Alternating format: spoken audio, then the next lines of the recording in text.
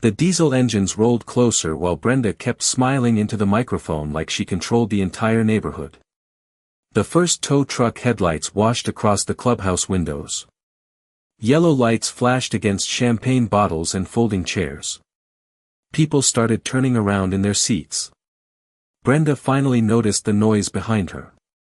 Her smile twitched for half a second. Then she recovered fast. "Looks like somebody called in more junk collectors," she said, and a few nervous laughs slipped through the crowd. She thought the trucks were there for me.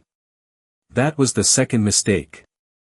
The hot night air smelled like fresh-cut grass and transmission fluid as my lead driver, Nate Holloway, eased the first truck toward the emergency lane behind the stage. Nate had worked for me 12 years. Former volunteer firefighter. 6'4". Calm as concrete. He climbed down from the cab holding a county clipboard under one arm.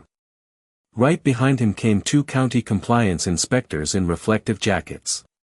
One of them was already taking photos. Brenda's voice lost some of its volume. "Excuse me," she snapped into the microphone. "This is a private community event." The older inspector did not even look at her. He walked straight toward the blocked fire lane and shined his flashlight across the painted curb. Red letters glowed under the beam. Fire access. No parking. Brenda's Lexus sat directly across the line beside two HOA board vehicles and a landscaping trailer. The same landscaping company that somehow won every HOA contract for the last 3 years. The crowd started whispering harder now. Phones came out. Somebody stopped the music near the pool. The sudden silence made every sound sharper. Crickets. Idling diesel engines. Ice shifting inside forgotten coolers. Brenda stepped off the stage in those white heels and marched toward me. "Did you do this?" she hissed. Her perfume hit before the words did. Sweet and chemical. Like fake flowers left too long in the sun. I kept my voice even. "County called me this afternoon." Her jaw tightened. "You are embarrassing this community." That almost made me laugh. 10 minutes earlier she had my garage blown up 30 feet wide on a projector screen. But now embarrassment suddenly mattered. One of the inspectors crouched beside the landscaping trailer and checked the registration tag. He frowned immediately. Then he called the second inspector over. Another problem. Brenda saw it too. Her shoulders stiffened. That trailer had been parked there for months. HOA equipment. Maintenance supplies. Fuel cans. The county had already warned them twice about storing commercial materials beside the clubhouse. Brenda ignored both notices. She ignored a lot of things when rules became inconvenient. That was how she operated. She bullied residents over mailbox paint while her own people broke county codes in plain sight. And most neighbors stayed quiet because fighting her was exhausting. She weaponized paperwork better than most lawyers. She flooded mailboxes with violation letters at 6 in the morning. She posted blurry security screenshots online before residents even saw the fines. One retired couple moved out last winter after she buried them under landscaping penalties over a bird feeder.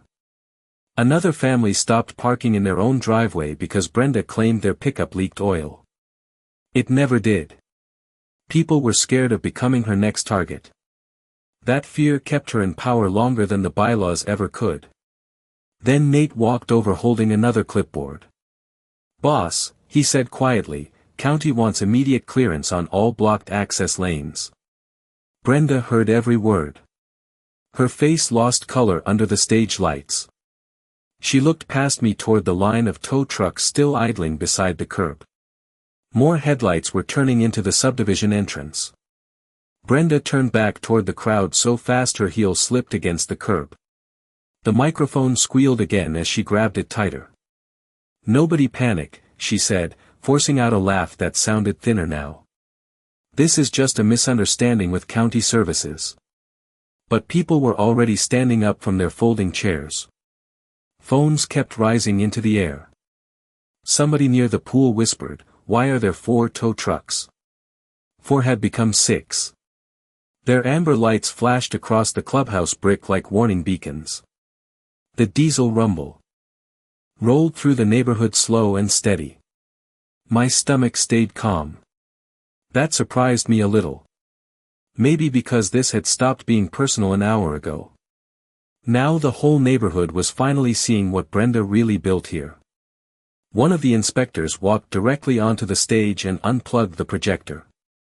The giant image of my garage vanished instantly. A few neighbors actually clapped. Brenda snapped around. "You cannot interfere with a scheduled HOA presentation," she barked. The inspector barely glanced at her badge necklace. "Ma'am, this area is under county review now." That hit the crowd harder than the tow trucks did. County review. Those 2 words changed the air. You could feel it. Conversation stopped halfway through sentences. Even the kids near the bounce house went quiet. Brenda looked at me again. Her smile was completely gone now. "You filed complaints against the board?" she asked. I took a sip of melted lemonade before answering. "I answered questions when the county called." "Technically true." She stepped closer. "You are trying to destroy this community over a garage." The Mustang came to my mind again. My father's hands covered in gray primer dust. His old country station humming through the garage radio while we rebuilt the carburetor together. Brenda saw an eyesore. I saw the last thing my dad ever touched. "No," I said quietly. "You started this over a garage." Behind her, Nate's crew began photographing every blocked fire lane marker. Every illegally parked board vehicle. Every storage trailer. They worked methodically. Flashlights. Clipboards. Reflective tape. Years ago, when the county renewed my towing contract, they drilled one thing into us over and over. Emergency access lanes are not optional. Fire crews lose minutes when people block them. Minutes get people killed. Brenda treated those lanes like reserved parking for HOA royalty. That was about to become expensive. The younger inspector opened the landscaping trailer door. The smell hit immediately. Gasoline. Fertilizer. Pool chemicals. Stored 20 feet from the clubhouse electrical room. He backed away and called his partner over fast. Another whisper spread through the crowd. Brenda noticed that too. Her breathing looked shorter now. Tiny quick breaths through her nose. She kept adjusting her bracelet over and over. Then the HOA treasurer, Glenn Foster, pushed through the crowd carrying a laptop against his chest. Sweat soaked through his blue polo shirt. "Brenda," he muttered urgently, "we need to talk. Right now." She grabbed his arm hard enough to stop him mid-step. "Not here." But I caught the panic in Glenn's eyes before he looked away. He knew something. Maybe more than one thing. Then a sharp metallic clank echoed from behind the clubhouse. One of the tow operators had just chained up the landscaping trailer. The crowd turned all at once. Brenda spun toward the sound like somebody had slapped her. "You cannot tow HOA property," she shouted. Nate stayed calm. "County clearance order, ma'am." Brenda looked back at me one more time. This time she did not look angry. She looked scared. Then another county vehicle pulled into the subdivision. The new county SUV rolled slowly past the entrance fountain and stopped beside the clubhouse with its headlights still on. Dust drifted through the beams like smoke. Every conversation in the cul-de-sac died at once. Then the driver stepped out carrying 2 thick file boxes against his chest. Brenda recognized him immediately. I saw it in her face before she spoke a word. "Mark," she said sharply. "Why is county finance here?" So that was his department. Good to know. The man shut the SUV door without answering her. He looked tired. Late 50s. Gray tie loosened at the collar. The kind of county employee who spent his life buried under permit reports and public complaints. He walked straight toward the inspectors while Brenda followed behind him, heels clicking fast against the pavement. "This is harassment," she snapped. "This neighborhood has attorneys." Mark finally stopped walking. "Ma'am, we are responding to documented complaints and financial discrepancies tied to HOA operations." Financial discrepancies. That phrase hit even harder than county review. The crowd shifted closer now instead of backing away. People smelled blood in the water. I hated how true that felt. Neighbors who spent years avoiding conflict suddenly wanted front row seats. Glenn Foster looked like he might faint. Sweat rolled down the side of his face while he clutched the HOA laptop tighter against his ribs. He kept glancing toward Brenda like he wanted permission to disappear. Brenda stayed aggressive because that was the only thing she knew. "This is because of him," she said, pointing directly at me again. "He has been undermining the board for months." Some people nodded automatically. Habit. Fear. Others looked less certain now. Especially after the projector shut down and the tow trucks arrived. Funny how fast authority changes once flashing county lights appear beside it. The night air felt heavier by the minute. Humid. Sticky. Somebody burned another tray of burgers near the pool because nobody was watching the grill anymore. The smoke drifted across the crowd while Mark opened one of the file boxes on a folding table. Inside sat stacks of invoices, permit copies, maintenance contracts, and printed HOA expense reports. Brenda's expression tightened instantly. She knew those papers. One inspector picked up a landscaping invoice and frowned. $38,000 for seasonal flower replacement. Another flipped through fuel reimbursements tied to HOA vehicles that did not officially exist. Then they found the camera system payments. That got my attention immediately. Brenda had approved repeated billing for expanded neighborhood surveillance upgrades over the last 18 months. But I installed the original system myself. I knew exactly how many cameras Willow Creek actually had. The numbers did not come close. Somebody had been charging for equipment that was never installed. Glenn suddenly stepped forward. "I only signed what she approved," he blurted out. Brenda whipped around so fast her bracelet flew off and hit the pavement with a sharp metallic crack. Nobody moved to pick it up. "Do not start this," she warned him quietly. That quiet voice scared people more than her yelling usually did. But Glenn was already unraveling. "You told me county would never audit us," he whispered.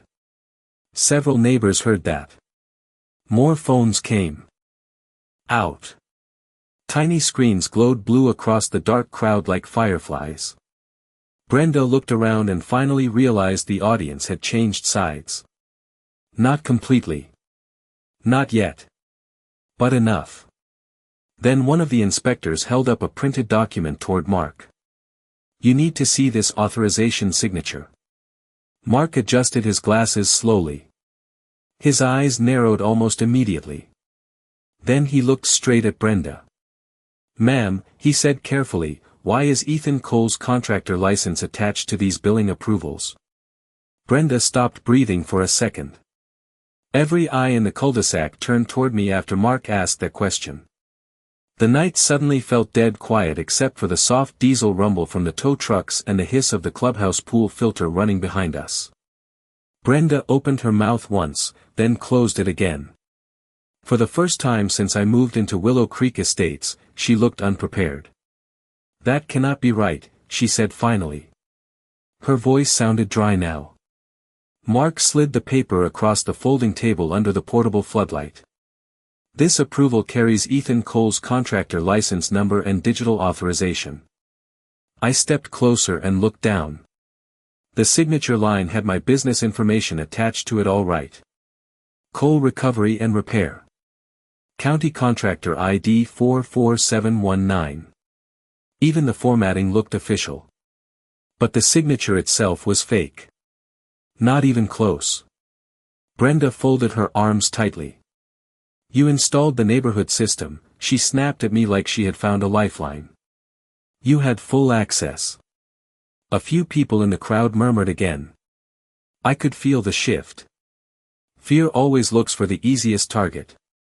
Mark looked at me carefully. Did you authorize these surveillance expansions? No, I said. I stopped working for the HOA 18 months ago. That part mattered. Brenda knew it mattered too. The inspectors kept flipping through invoices while Glenn stood frozen beside the folding table. His forehead shined under the lights. Then one inspector pulled another sheet from the stack and paused. Wait, he muttered. This billing date was 6 months after Cole's contract ended. More silence. Brenda's jaw tightened so hard I could see the muscles moving near her ears. The crowd sensed it now. The story she built was starting to crack open in public. And once cracks start, people suddenly remember everything they ignored before. Mrs. Wheeler from the corner lot spoke up first. You told us the camera fees were required after the vandalism issue. Another neighbor chimed in. You fined my son $200 because the cameras supposedly recorded him parking on the grass. Then another voice. You said the security upgrades were county mandated. Brenda raised both hands sharply. Everyone calmed down. Nobody listened this time. Questions started flying across the crowd all at once. Violation fees. Security charges. Landscaping assessments. Emergency maintenance funds. It all came pouring out now that somebody official stood there listening. Brenda had spent years making people feel isolated one at a time. But crowds change when they realize they are not alone. The smell of chlorine drifted across the pool deck while voices kept rising louder. Glenn suddenly pulled at his collar like he could not breathe right. Then he looked at Mark. I warned her about the invoices, he blurted out. Brenda turned on him instantly. Glenn. Just his name. Cold and sharp. But Glenn kept talking anyway. She told me Ethan would take the blame if county ever checked the records. That landed like a brick in the middle of the party. A woman near the stage actually gasped. Brenda stepped toward Glenn so quickly her heel caught the edge of the curb again. You signed those documents too, she whispered. Glenn looked down at the ground.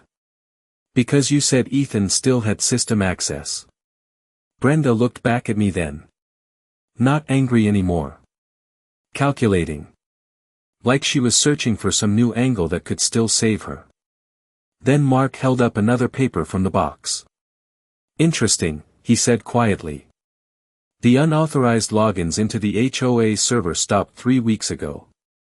My stomach tightened a little. 3 weeks ago was when I changed every backup credential connected to my old installer account after somebody tried accessing my router cabinet remotely at 2 in the morning.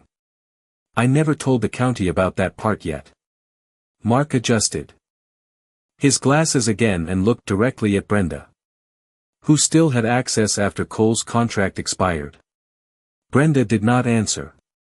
But somebody behind the clubhouse suddenly started running. The sound came from behind the clubhouse pool fence. Fast footsteps. Metal gate slamming open. Everyone turned at once. A young maintenance worker in a stained HOA polo sprinted across the grass carrying a black laptop bag against his chest. He looked terrified. One of the county inspectors shouted for him to stop, but the guy kept running toward the parking lot behind the tennis courts. Brenda's face drained white under the string lights. Glenn stared after the guy like he already knew exactly what was inside that bag. Then Nate muttered beside me, well, there goes your missing camera footage. He was probably right. The maintenance worker reached a white pickup near the back lot and yanked the driver door open. But another tow truck had already blocked the exit lane without anyone noticing. The driver killed the engine before the truck could even move 10 feet. Nobody touched the guy. Nobody needed to. County inspectors walked over calmly while he sat frozen behind the wheel breathing hard enough to fog the windshield. Brenda suddenly grabbed my arm. Her nails dug through my shirt sleeve. "You planned this," she whispered. Her voice shook now. "You have been setting me up for months." I pulled my arm free slowly. "No, Brenda. I stopped protecting you months ago." That hit harder than I expected. Her expression changed for just a second. Like she finally realized how much access I used to have. Every neighborhood camera. Every maintenance login. Every server backup route. When I installed the original system, the HOA trusted me because nobody else in Willow Creek understood network infrastructure. I built the entire security setup myself inside a cramped utility room behind the clubhouse gym. Fiber lines. Backup drives. Remote access routing. Emergency power failovers. Brenda loved the cameras once she realized she could use them against residents.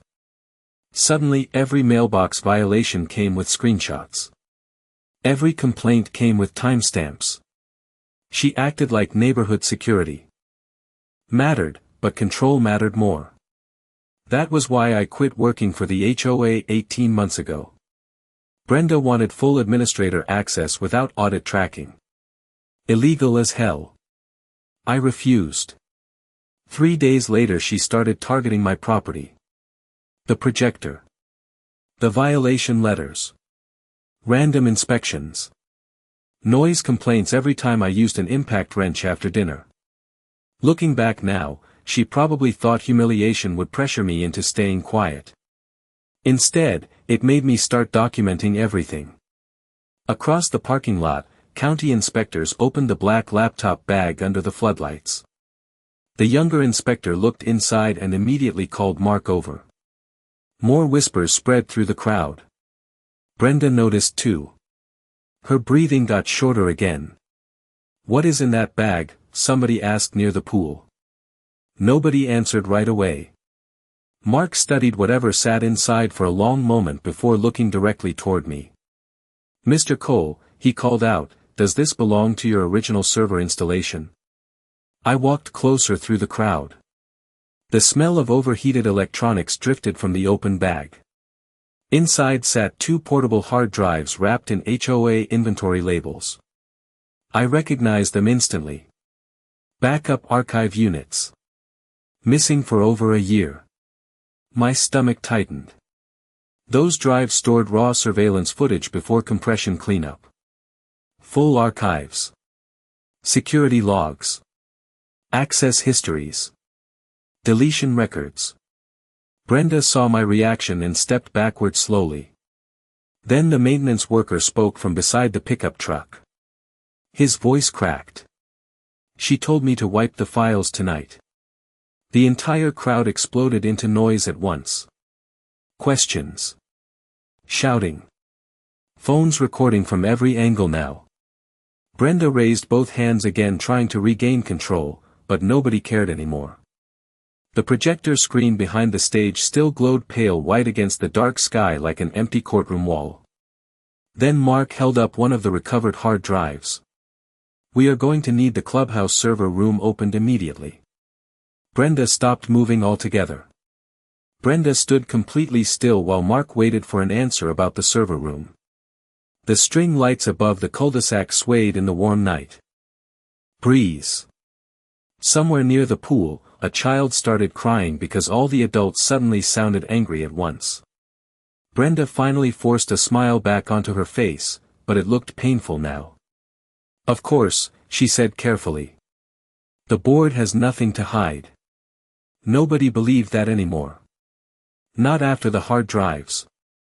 Not after the fake invoices.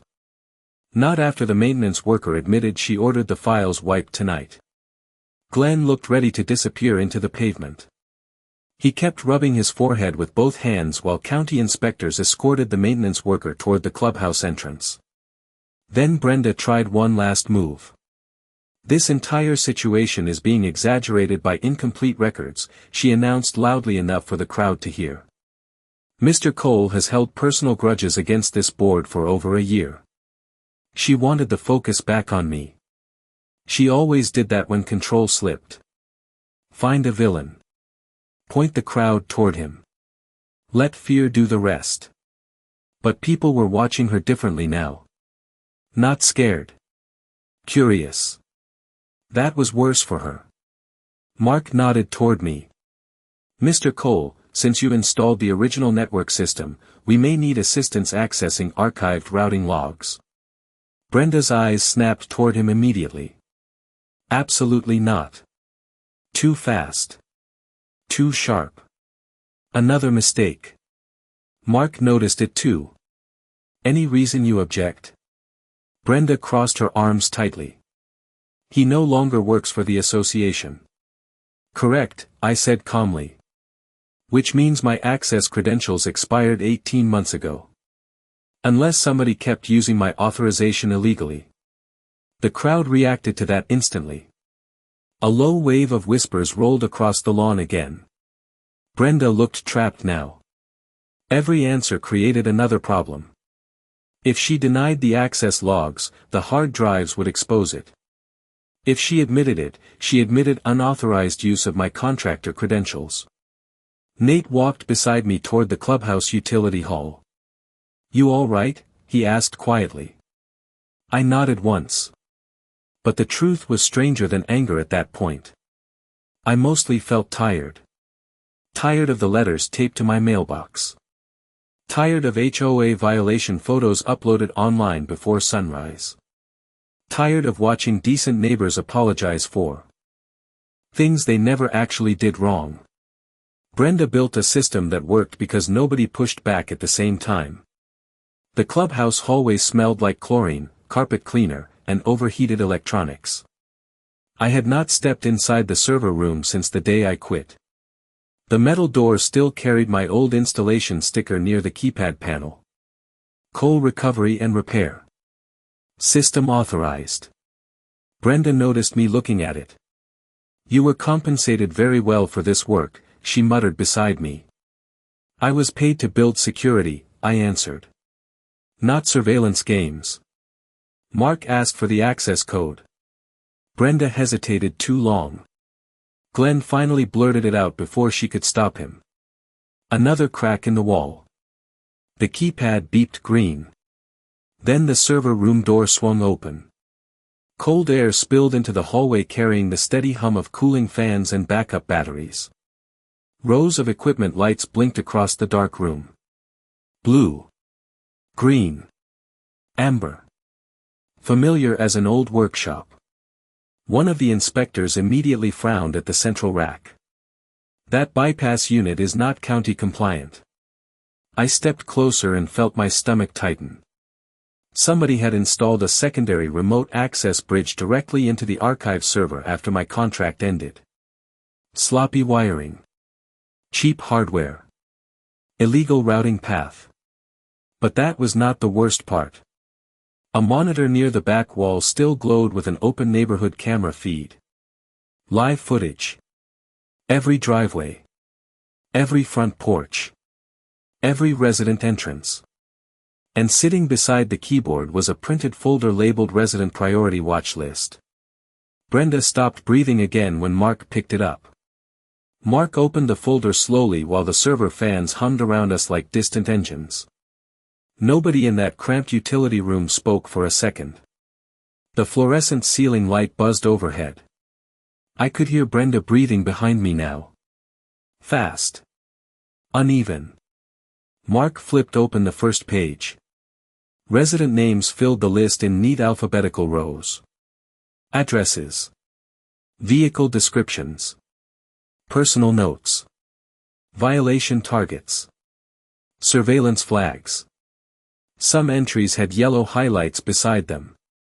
Others had handwritten comments in red ink. Mrs. Wheeler. Excessive complaints. Apply. Pressure through landscaping citations. The Patterson family. Frequent late guests. Monitor driveway activity. My own name sat halfway down the second page. Ethan Cole. Negative influence on property values. Recommend coordinated enforcement until relocation possible. My jaw tightened. Nate leaned over my shoulder and let out a low whistle. "That is not an HOA watch list," he muttered. "That is a blacklist." Brenda stepped forward immediately. Those were internal management notes. Nobody answered her. Because everybody in the room knew exactly what they were looking at. Mark kept turning pages. The farther he read, the worse his expression became. There were screenshots attached to some profiles. Camera timestamps. Parking logs. Delivery records. One page tracked when a retired widower left for dialysis appointments every Tuesday morning. Another documented when teenagers returned home after curfew. Brenda had built herself a private intelligence file on the entire neighborhood. All while pretending it was about safety. Glenn suddenly sat down hard against the wall like his knees stopped working. "I told you this would go too far," he whispered. Brenda snapped toward him instantly. "You approved every board meeting agenda." Glenn rubbed both hands over his face. "I approved maintenance budgets. Not this." Outside the server room, the crowd noise kept growing louder near the clubhouse entrance. Word was spreading fast now. Phones buzzed constantly. People were calling neighbors who skipped the party. More residents kept arriving. You could hear car doors slamming outside every few minutes. The neighborhood finally smelled the truth underneath the perfume and landscaping flowers. Mark handed the folder to one of the inspectors. "Bag everything," he said quietly. Brenda stepped between them and the server rack. "You cannot seize private HOA property without legal authorization." Mark looked exhausted now instead of angry. "Ma'am, you documented residents without disclosure, stored unauthorized surveillance archives, falsified contractor approvals, and attempted file destruction during an active county investigation." The room went dead silent again. Brenda's shoulders finally sagged for the first time all night. Tiny things started slipping through the cracks now. Smudged makeup under one eye. Trembling fingers against her bracelet. The perfect HOA queen image was falling apart under fluorescent lights and server noise. Then one inspector clicked open another archived folder on the monitor. Security footage filled the screen instantly. Multiple camera feeds. Dates. Time stamps. Neighborhood violations. But the footage playing now stopped everyone cold. Brenda stood outside my garage 3 months earlier with 2 board members beside her. The camera angle came from the utility pole across my driveway. She pointed toward my Mustang while one of the board members held a violation form. Then Brenda said something clearly enough for the camera microphone to catch. "Keep hitting him with fines until he either pays or leaves." Nobody in the room moved. Even Brenda looked stunned the footage still existed. I remembered that week. 4 violation letters in 6 days. Noise complaints. Improper storage. Unauthorized vehicle restoration. They cited my father's Mustang like it was garbage sitting beside the house. Mark slowly looked away from the monitor and toward Brenda again. "You targeted residents intentionally." Brenda opened her mouth but nothing came out this time. Then from outside the clubhouse came the sharp metallic sound of another tow chain locking into place. The tow chain tightened outside with a heavy metallic snap that echoed through the clubhouse hallway. Nobody needed to ask whose vehicle they were hooking up now. Brenda closed her eyes for one long second after the sound. Then she straightened her shoulders again like she could still hold the whole thing together through pure stubbornness. "This footage proves nothing," she said quietly. But even she did not sound convinced anymore. Mark looked at her for a long moment before answering. "It proves intent." The server room suddenly felt too small for all the silence packed into it. Cooling fans hummed overhead. Hard drives blinked steadily inside the racks. The same cameras Brenda used to intimidate residents had turned into witnesses against her. Funny how systems work once somebody stops controlling the narrative around them. Outside, the crowd noise kept swelling. More neighbors were gathering near the clubhouse doors now. I recognized people who never attended HOA meetings. Elderly couples. Young families. Residents who spent years paying fines just to avoid trouble. Tonight they finally wanted answers. Mark handed the resident watch list to another county employee and nodded toward the evidence boxes. Seal everything. Brenda stepped back against the wall as inspectors began disconnecting archive units one by one. She looked smaller somehow without the stage lights and microphone. Just another tired woman standing inside a cold utility room surrounded by records she thought nobody would ever see. Glenn finally stood again, shaky but steadier than before. "I am done covering for this," he said. Brenda turned toward him slowly. "You think they will spare you?" Glenn swallowed hard. "No. But at least I can stop lying." That hit the room harder than shouting ever could. The crowd outside suddenly erupted again. Another vehicle was moving. Through the hallway window, I saw Nate's crew slowly towing Brenda's white Lexus out from the blocked emergency lane. Amber lights flashed across the clubhouse walls while residents lifted phones to record the whole thing. The same neighbors Brenda humiliated online for years now stood shoulder to shoulder watching her car disappear down the subdivision road. Nobody cheered. That surprised me most. There was no celebration in the air. Just relief. Like people could finally breathe normally inside their own neighborhood again. Brenda saw the Lexus too. Her lips parted slightly. Then she looked at me one final time. "You could have warned me," she whispered. The words almost made me laugh, but I was too tired for that. "I did," I answered. "Every time I told you to stop." Her eyes dropped toward the floor after that. No comeback. No speech. No microphone voice. Just silence. Mark stepped toward the doorway and motioned for the inspectors to continue inventory collection. More county vehicles had arrived outside now. The investigation was no longer staying inside Willow Creek Estates. This thing was moving far beyond neighborhood politics. I walked out of the clubhouse while the humid Texas night settled over the cul-de-sac again. The party tables sat abandoned beside cold trays of food. Paper lanterns still glowed over empty folding chairs. The giant projector screen remained standing near the stage, bright and blank against the dark sky. Earlier that night Brenda used it to shame me in front of the neighborhood. Now it looked like a spotlight with nobody left willing to stand under it. I crossed the street toward my garage while the tow trucks finished clearing the emergency lane. My father's Mustang sat exactly where I left it. Quiet. Untouched. The primer gray fender reflected the red tow lights in soft streaks across the metal. I rested one hand on the hood for a second and listened to the neighborhood behind me. No microphone. No speeches. No fake authority. Just crickets and distant engines fading into the night. Then somebody inside the clubhouse started reading the financial totals out loud.